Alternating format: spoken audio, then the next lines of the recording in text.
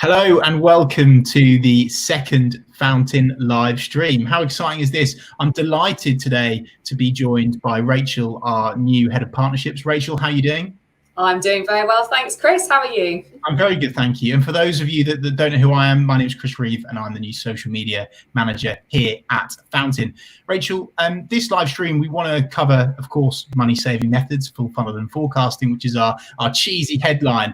And to strip things right back to the beginning, what actually is full funnel marketing? Can you explain that? Of course. Okay, so what it is, it's ensuring that you track the entire user funnel to conversion. So this is from, say, impression to click to sale to ongoing lifetime value and repeat custom.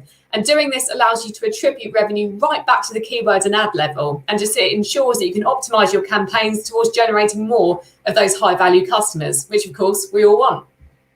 Definitely, 100%. And Rachel, secondly, budgets are tight at the moment. That goes without saying. Is there a way that businesses can scale back their marketing campaigns, but yet at the same time maintain profitability? Of course. So yes, full funnel and forecasting are key for both of these things. So we all know when the CEO wants to make cuts, marketing often takes the hit. But it is worth bearing in mind that if you maintain your marketing spend and your competitors pause their activity, and a lot of them will be at the moment, then your share of voice and share of the market is going to increase at a lower cost than during normal economic times. There's plenty of studies that support this that you might have read about, and we're seeing this right now with multiple clients. But if you've got to make cuts, the CEO said it needs to be this way. It's important that you identify and scale back unprofitable, mouthful, campaigns only. Keeping the profit-driving campaigns live will still enable you to hit those targets and maintain share of voice.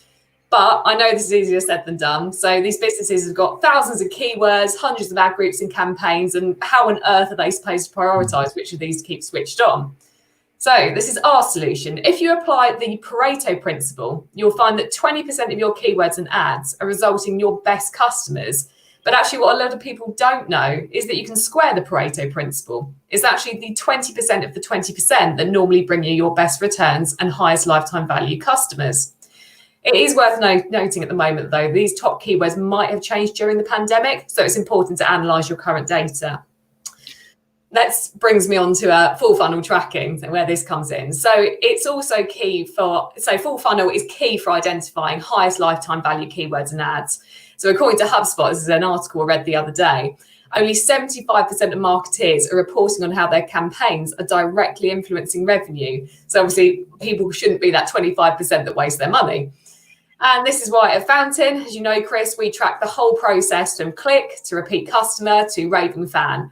It's important that those successful keywords are prioritized with budget and optimization to ensure that more of those high value clients are generated. I mean, understanding the true value of leads with accurate tracking and attribution allows you to focus on those best quality leads based on sales and profit, not just cost per lead or volume. I think, as we all know, a business can still be hitting lead targets and marketing are rolling out the banners, but they could be losing profit if those leads are not high value. And obviously it's better to get less leads which generate more revenue. And this approach overall should start to weed out those unprofitable campaigns, which you can now scale back to save money and keep the CEO happy. Rachel, this is exactly why I wanted you to come on, ramming in the value today. I absolutely love that. Rachel, something that you mentioned there was keywords, which I'm interested to dive a little bit deeper on, if that's okay. How far back should you analyze your data to find your best return keywords? It very much depends on the offering, the business is offering, right. But I normally recommend analysing a couple of years worth of data. But if your high return keywords have changed in light of the pandemic, which they might have done, then it's very much worth analysing your very short-term data as well as the long-term. Hope that helps. Yeah, no, definitely. Of course it does. And are there any other ways that the businesses could save money with their digital marketing strategies at the moment? Obviously, times are tough. Absolutely. I would say goals-based forecasting. So this is something, if you know Fountain, that's what we're all about. Right. Lots of marketing departments focus on activities instead of outcomes. And as a result, lots of campaigns are often set live without any prior forecasting to show what the results are likely to be. So before setting any campaigns live, and whilst analysing your current ones, you need to keep in mind your three most important numbers.